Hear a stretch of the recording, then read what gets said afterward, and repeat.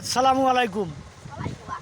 আগের লোকে যে একটা কথা বলছিল, নাও গাড়ির চড়ে গাড়ি নাচ চড়ে, কথাটা আসলেই সত্য। কালকে তেল বুলি গেছি ভাই, গতকাল সারা দিন গেছে, তেল পাই নাই। এশার নামাজের পর বাড়ি আসছি।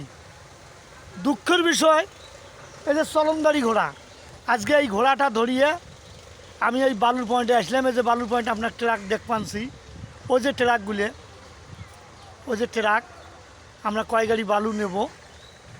কিন্তু যা দেখা যায় ভাই, ওই পাম্পের যে লোকগুলি আছে না ভাই, ওরা কিছু কিছু লোক ১,৫০০ ২,০০০ টাকার তেল দেয়, এমনভাবে দেয় বোঝাও যায় না।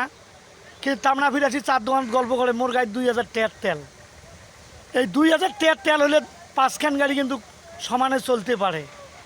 তাই পা মাওলার কাছে অনুরোধ, আমরা খেয়াল রাখি। ওই ২০০-২৫০ টাকার কই তেল সবাই দেব।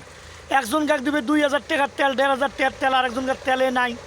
সারাদিন বসে থাকিয়ে ঘুরি বেড়ে আসবে, ছয় সংসারের কামাই ছাড়ি।